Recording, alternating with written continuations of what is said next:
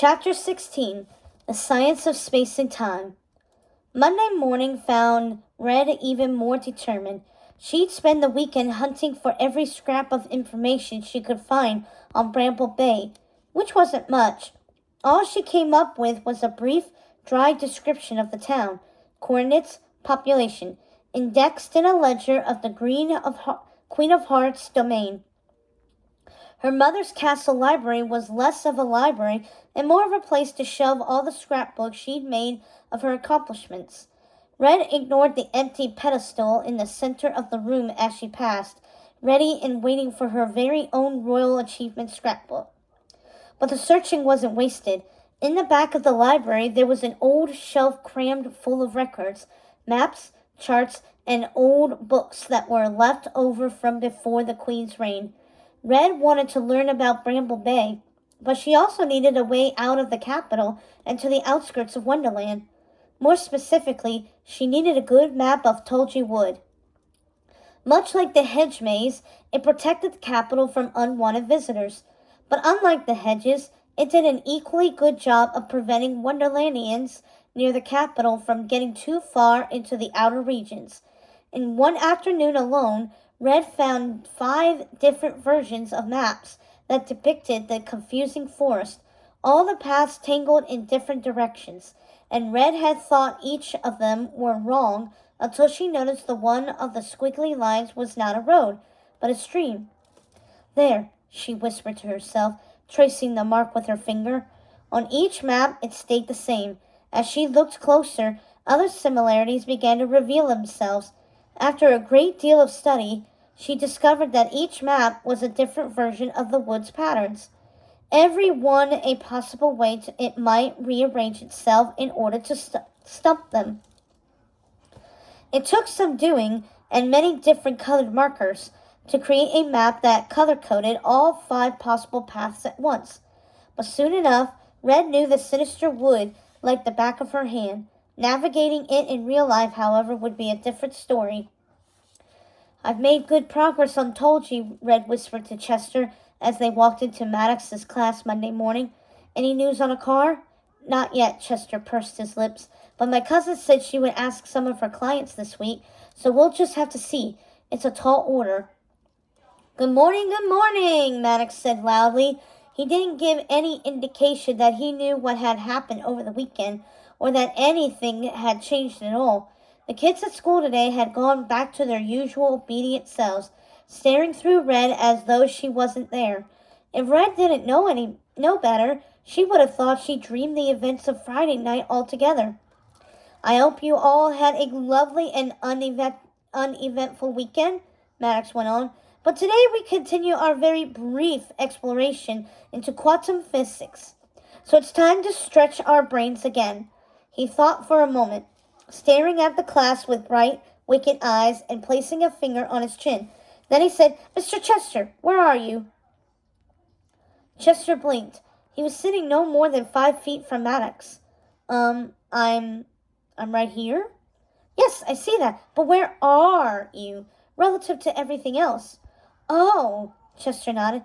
I'm here at my desk, in this classroom, in Wonderland High, in the capital of Wonderland." He scratched his head. "Honestly, I'm not sure much beyond that." "You've answered my question well, but not to the fullest extent that you could." Maddox winked and headed for the chalkboard. He drew 2 dots connected by a single line, and on the line he marked an X. "You're here in the first dimension. We know you can move left and right along a plane." He drew more lines, turning the initial segment into a square. "I've seen you stand and sit at your desk, so we also know that you're in the second dimension. You can move around this square." Next came diagonal lines extending from the corners of the square, making it a cube. Chester's little X stayed where it was, part of the shape that was being built around it. "I've seen you come and go from my classroom, so I know that you can move back and forth, making you part of the third dimension as well." Chester nodded. "So you've told me where you are in physical space," Maddox said, pausing with his chalk and frowning at the board. "But you haven't told me when you are. Think of, say, an unparty invitation. Perhaps it invites you to the castle gardens for tea and refreshments, even a game of croquet. Fine, but you still don't have enough information to be able to attend. He drew lines outward from the cube, creating a complicated drawing that depicted Chester's first cube suspended within a larger one. Then he shook his head and drew other cubes side by side, connected by dotted lines. He shook his head again and drew a cube within a sphere, its sides bloated like a volleyball. Finally, he drew a strange hexagonal shape, with lines folding in on each other. Unless we have the place and the time, we can't know precisely where the unparty exists in space. Maddox marked more X's in the midst of each of the complex drawings. These are all attempts to visualize the fourth dimension, time, he said, brushing off his hands. Scientists who are still working on it, because it's very difficult to understand how the shape of time may look when it's not something we can see. All of us know what a cube looks like, but a hypercube, a tesseract, the names for what you see here, makes less sense. It turns out that studying the nonsensical is a very rich research field indeed. Now, Miss Red, we've established that Chester here can move left and right, up and down, back and forth in physical space. What do you think I'm going to ask next? Red peered at the board and the little X in each of the drawings. He can move around in the first 3 dimensions, she said slowly, but can he move around in the fourth? Princess hasn't, Maddox grinned. Ugh, stop calling me that. Maddox continued, this is where it becomes even stranger, where science, as I always like to say, takes on a sort of magic. We can move around in all these physical directions as much as we please. I can climb a tree and come down again as many times as I want.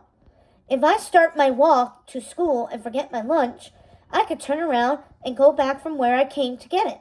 However, that might make me late. But why? Why couldn't I just pop back to the point in time where I forgot it, and then forward to the present moment again? He stared at the class, wild eyebrows raised. They stared back at him, characteristically silent. Finally, Maddox shrugged and said, we simply don't know.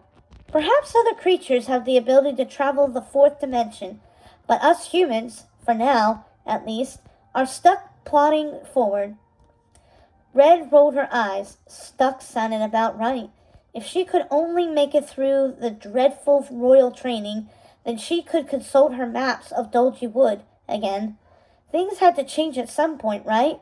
She just wished she knew when. Little did she know, it would be that very day that they got their big break.